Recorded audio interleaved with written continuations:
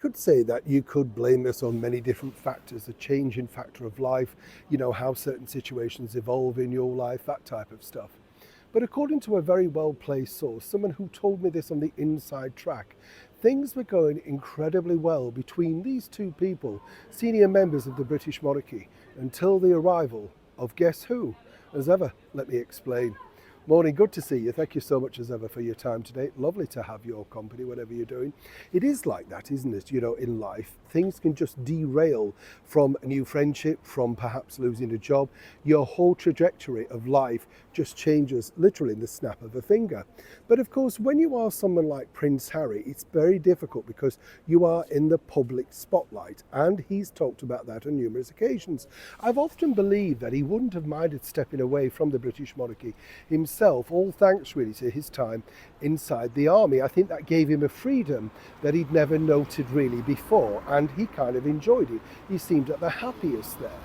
But of course, a lot of focus was put on the fact in his book Spare, which was ghostwritten by J.R. Mollinger, that basically he didn't really get on with his stepmother. That's right, our Queen, Queen Camilla, and of course Camilla as she's just known around the world. Now, it was fascinating when you look at this particular story because clearly they had issues and there's no two ways about it. But as William also did, they worked over that, and as simply as the source told me, the bottom line was that Camilla did not want to become their mother. She understood that, but having children herself gave her the advantage of the fact that she knew exactly how difficult things were. And what really surprised apparently Camilla with Harry's outburst in Spare wasn't so much the fact that, she thought, well, teenage angst, all that sort of stuff. But she'd always been the one to defend him, including when he stripped off in that Las Vegas hotel room. She said, look, to Charles, it's hijinks, it's fine, don't worry, don't get too upset about it. Apparently she was not the more reasoned, seasoned one about it, didn't really, get that fussed because having children herself, she understood how this worked. Their relationship, according to this source, really developed, and they were very close, spending a lot of time together and, more importantly, building something of a bond. So much so that he allegedly would confide in her about girlfriends, troubles, army problems, that sort of stuff. They got on well. And as I said, the source pointed out she never was a replicated mother. She was there as a guiding light, as a friend, as someone, of course, who loved his father, as they both did. All that changed on the arrival of this woman. And suddenly, according to that source, the bottom line was simply this, that the idea really, how it went totally wrong, was the fact that Meghan seemingly had befriended Camilla and tried her very best to, shall we say, get her to open up. Camilla got on very well with Meghan and, took her out and then got rejected for afternoon teas and lunches and stuff like that. She couldn't understand it.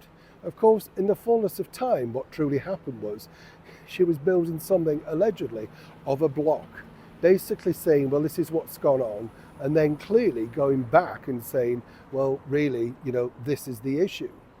As I said, Camilla could not understand why Harry was so disrespectful towards her in the book. She could accept the negativity regarding, of course, what had happened when he was younger, but they developed such a close friendship. But apparently by the time of this particular picture, things had taken down to an all-time low. And it didn't matter how much she tried to get on with Meghan Markle, the barriers were down. And according to this source, Meghan simply wouldn't allow any level of friendship. And when Camilla tried to talk about Harry and say, how's he doing?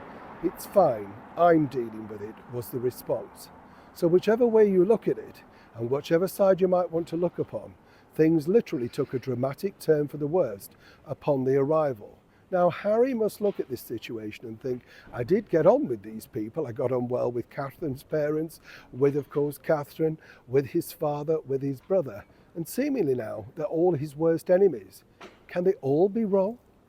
Neil Sean in the very heart of London.